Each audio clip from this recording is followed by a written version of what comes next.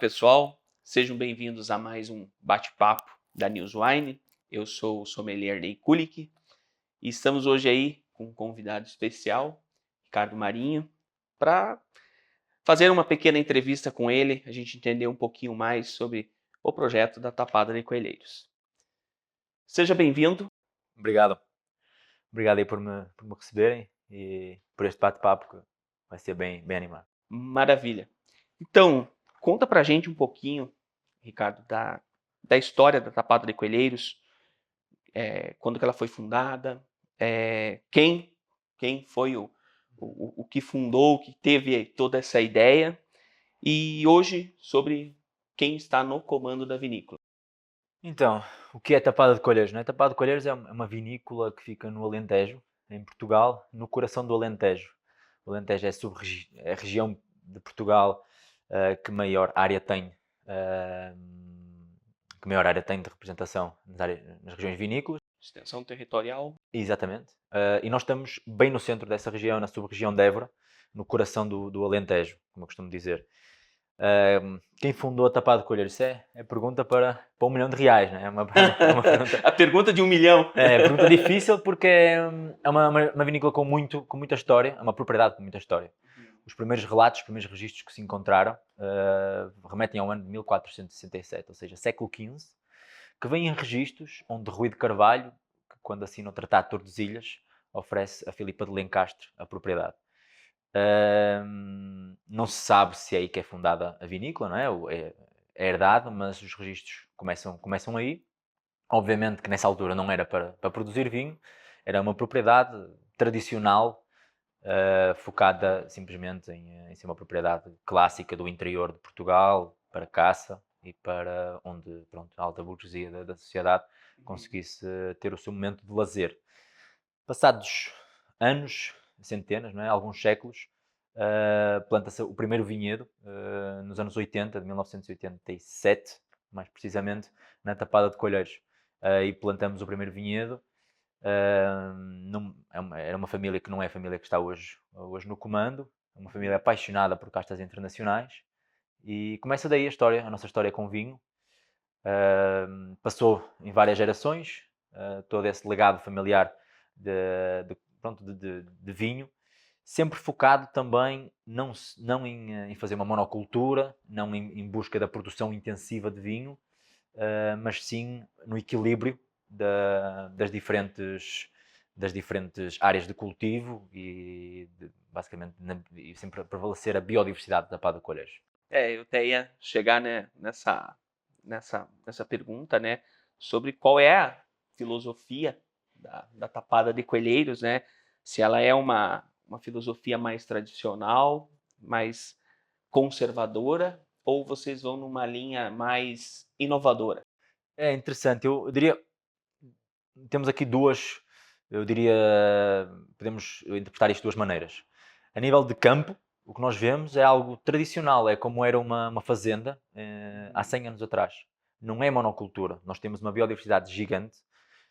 O vinhedo representa apenas 5% de toda a propriedade, por isso nós vemos. Quantos hectares hoje vocês têm De vinhedo, temos cerca de 50 hectares de vinhedo e temos 800 hectares de propriedade. Ou seja, nós temos aqui 2/3 dessa propriedade. É uma floresta de sobreiros, que é a árvore que depois nos dá a cortiça e daí conseguimos fazer as rolhas, mas que, se virmos bem, representa praticamente 5% é que é vinhedo. Ou seja, nós depois temos das nogueiras que nos dão nozes, do olival, uma produção de azeite, das áreas de prado onde os animais pastam. É tudo basicamente em forma de mosaico para consigamos ter o equilíbrio do ecossistema. Essa pegada, eu diria que é algo tradicional, se pensarmos numa fazenda há 100 anos atrás. Mas hoje em dia eu acho que isso é considerado até moderno, porque não é assim tão fácil encontrar uma vinícola, uma propriedade com tanta biodiversidade. O homem tem tendência para fazer a monocultura na sua intervenção no meio ambiente. E felizmente a Tapada de Colheiros conseguiu preservar isso e nós, hoje em dia, conseguimos manter esse legado que sempre foi preservado, mesmo após a mudança de gestão. Se pensarmos em vinho, eu diria que estamos numa tendência mais moderna. Estamos numa tendência mais de fazer vinhos mais elegantes, mais frescos, aproveitar essa biodiversidade que temos para fazer um trabalho com base sustentável, biodinâmico e de uma agricultura regenerativa que ajuda muito a ter vinhedo mais fresco, trazer essa frescura para os vinhos também. E hoje, na diversidade de uvas, o que vocês plantam? Vocês têm vinhos brancos, tintos, né? Vários tintos. Conta um pouquinho sobre toda essa... Então, o Alentejo é uma região muito conhecida por vinhos tintos. Nós, obviamente, fazemos parte dessa história, mas cada vez mais eu diria que os brancos em Portugal e no Alentejo têm saltado ao olho do consumidor, ao olho dos críticos também, porque o Alentejo é uma região extremamente seca e quente, e poderemos associar isso a brancos muitas vezes com altos teores alcoólicos, falta de mineralidade, falta de frescor, mas o trabalho que nós temos exatamente que fazemos na vinha e na adega permite-nos trazer esse frescor de um Alentejo mais fresco, mais vibrante, mais verde, não é? Mais rico também para os vinhos brancos. Ou seja, temos crescido nos vinhos brancos. Nós temos, desses 50 hectares de vinha, 60% é vinha de sequeiro, mais de metade, para uma região que tem esta realidade de falta de água. Nós ainda não fazemos irrigação, parece um pouco ainda contraditório, mas nós deixamos a vinha realmente sofrer para que ela consiga também crescer de uma melhor forma. Mas eu diria que, ou seja, plantamos mais brancos atualmente, mas temos a maioria das nossas vinhas são obviamente tintas. Uhum. E quais são as variedades de uva que vocês têm plantado? Então, hoje em dia, tentamos ir para uma variedades mais autóctones, castas portuguesas, nos tintos, a Touriga Nacional, a Touriga Franca, tentar prevalecer essas castas, e nos brancos, obviamente o Arinto salta muito ao nosso olhar. É uma casta portuguesa que dá muito bem no Alentejo, está muito bem para nós, todos os nossos brancos têm Arinto, e é muito nesse foco. No entanto, a primeira família que plantou os vinhedos em Portugal nos anos 80, na Tapada de Colheiros, nos anos 80, era uma família que adorava castas internacionais. Plantou Chardonnay, Petit Verdot, Syrah, Cabernet, Alicante, o Aragonês, que também pronto, é alentejano, mas também é a mesma uva que o Tempranillo, não é, de Espanha. Eles eram apaixonados por essas castas, por isso a nossa história está também obviamente associada a isso. Os nossos vinhedos mais velhos, com 40 anos, são dessas castas. Não é? Maravilha. E o que vamos dizer assim, o clima do Alentejo, qual que, vamos dizer assim, a funcionalidade da produção, o que interfere, o que vocês mais sofrem no Alentejo? O que a gente sofre mais é agora, né? Agora estamos em agosto, é com a falta de água.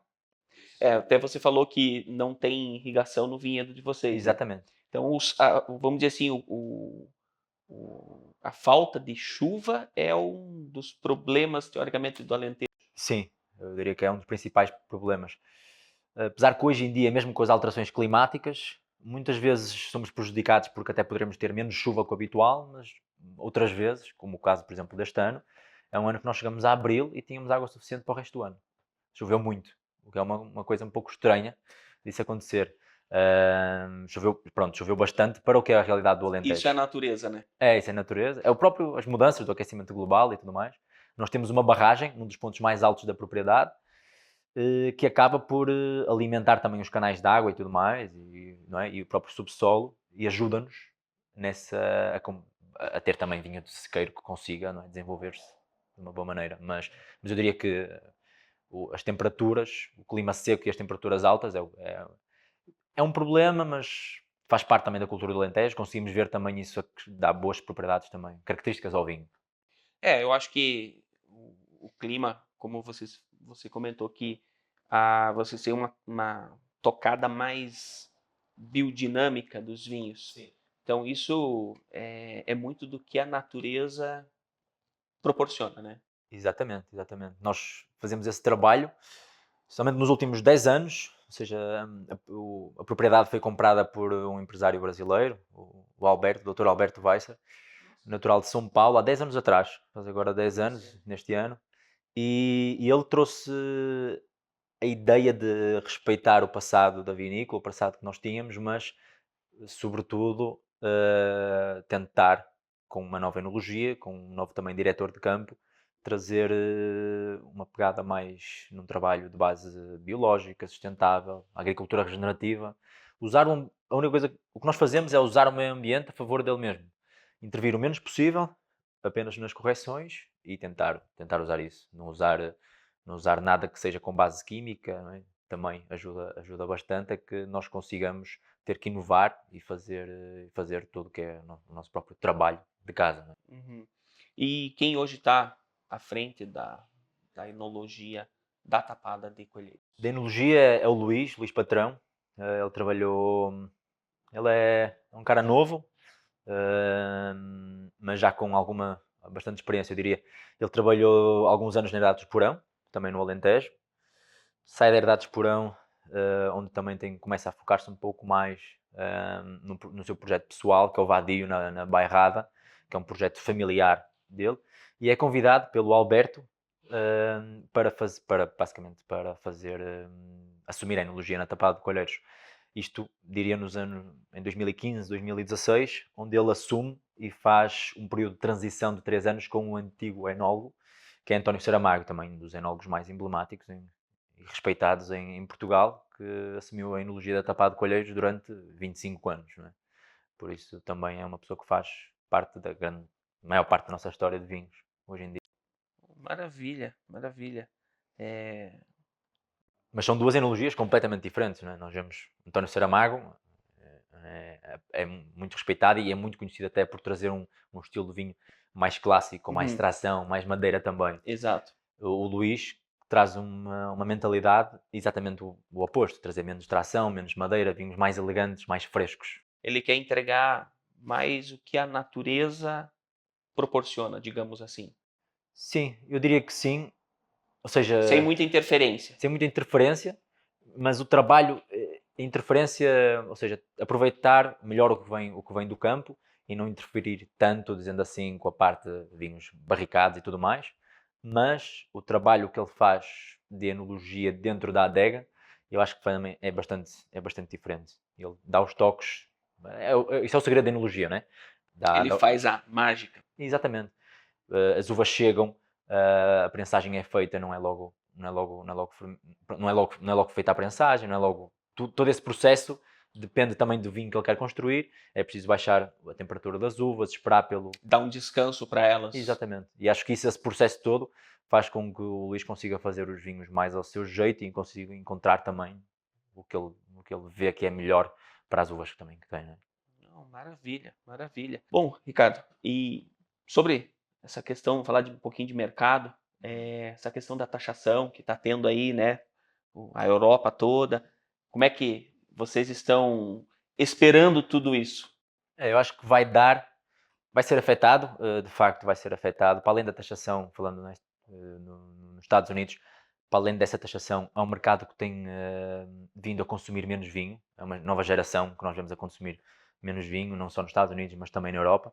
E para ajudar à festa, não é? Como nós dizemos, vem uma taxação extra.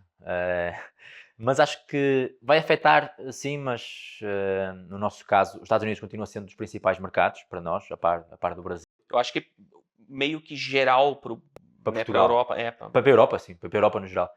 E se nós virmos, vai afetar todo mundo, não é só Portugal, vai afetar todos os europeus. Aquele vinho que era vendido para os Estados Unidos vai ter que começar a ir para outros lugares, por isso vai haver, se calhar, mercados onde vão ficar cada vez mais saturados, não é? Vamos aumentar o volume para o Brasil, então. Exatamente. Ó, pessoal, vamos consumir mais vinhos aqui, hein? É só diminuir o imposto que existe aqui, não é? E a gente começa a consumir mais, cara. Igual a gente sempre fala, né? Cada país tem uma peculiaridade, né? Acaba tendo um problema que atrapalha um pouco mais. Eu já sempre falo a questão do imposto no Brasil um problema muito sério, né? Mas faz parte, né? Muitas pessoas falam, até perguntam, porque é que no Brasil, porque é que tu achas que em Portugal todo mundo toma vinho? Em Espanha todo mundo toma vinho, que é em qualquer tipo de taça. E no Brasil as pessoas dizem, parece que sentem que o mercado eu para tomar vinho tenho que perceber de vinho. Eu digo, acho que não é muito isso. A taxação no produto acaba filtrando quem consome. Aqui no Brasil o pessoal tem costume de dizer que quem bebe vinho é rico, né? Então, é mais ou menos isso, né? Com os preços daqui, com os impostos que eu vejo, eu digo, para tomar vinho no Brasil, você tem que gostar mesmo de vinho para tomar. Eu tive experiências boas quando eu fui para Portugal. Eu fui num supermercado, tinha vinhos de 2 euros, 3 euros. Eu falei, eu vou experimentar. Os vinhos de extrema qualidade. Você vê, não são vinhos imbebíveis. Não, os vinhos Nós muito dizemos, bons. para fazer um vinho mau, hoje em dia em Portugal, você tem que querer fazer um vinho mau, um vinho ruim. Você tem que querer mesmo fazer. Você tem que ir contra tudo e contra todos, né? É claro que também vemos pela outra moeda. Para fazer um vinho muito bom, é preciso muita dedicação, é preciso muito conhecimento, muita perícia e Exatamente. audácia também do próprio enólogo. Mas falar em vinho bom, né? A Tapada de Coelheiros, ele tem uma peculiaridade. O rótulo, eu acho o rótulo da Tapada de Coelheiros um rótulo muito bonito. E extremamente elegante, né? Queria saber um pouquinho, né, sobre esses rótulos, de quem foi a ideia. Ele parece meio braille que fala, né? Parece. Parece, mas não, mas né? não tem essa. Não tem a. Pronto, nós não buscamos ir buscar isso. Os rótulos faz parte da nossa história. Eu digo muito que vinho é história, não é? E os rótulos trazem isso também. Desde a primeira safra que nós produzimos, eram rótulos diferentes destes, mas que tinham a mesma história que este. Nós estamos localizados no Alentejo, perto de um vilarejo que se chama Arraiolos. Arraiolos era conhecido pelos tapetes. Eram tapetes que senhoras faziam os tapetes de uma forma, lá está, bem antiga, bem precária. Que eram tapetes coloridos, quase como fosse hoje em dia um ponto cruz, no fundo. Sim. E os nossos rótulos, nas primeiras safras, durante 25 anos, representavam esses tapetes de forma colorida. Era um rótulo bem clássico, com cores mais no bordeaux e no azul escuro. Exatamente. Eu trabalhei num restaurante e a gente tinha o Garrafeira 94. Realmente eram rótulos coloridos. É um rótulo mais colorido aqui. Mais colorido. Exatamente. Mas era bem clássico. Letras bem clássicas, não é? Isso. Mas era um rótulo bonito também. Exatamente. E a gente manteve esses rótulos durante 25 anos. Quando o Alberto comprou a propriedade, apesar do rótulo ser bem bonito, era algo que ele acreditava que estava, não cansado, mas estava um pouco ultrapassado, diria. E ele quer modernizar, mas quer respeitar o passado da Tapada. E ele vai atrás de ver como é feito esses tapetes. Como eram feitos aqueles rótulos com tapetes, como eram feitos esses tapetes. É através de código. Esse código é monocromático, não é? Esse código não tem cor. Aquilo é código, basicamente, que a pessoa que faz os tapetes transforma em algo colorido. E é isso que nós trouxemos para aqui. O principal elemento do rótulo era o cavaleiro, dos rótulos antigos era o cavaleiro. A linha do Tapada de Coelheiros Tinto tem apenas o cavaleiro, o Tapada de Coelheiros Tinto, o branco e o garrafeira. E depois nós temos a nossa linha do Coelheiros, que traz mais elementos desses tapetes. Para além do cavaleiro, traz animais, árvores, que são elementos que existem em comum em vários tapetes. Por isso, se nós olharmos para o nosso rótulo, vamos ver diferentes símbolos e cada um deles representa uma cor. Ou seja, isto acaba sendo bem colorido, mas de uma forma mais, eu diria, mais elegante, não é? Mais moderna. Mais moderna também. Acho que é isso. Vinho é rótulo.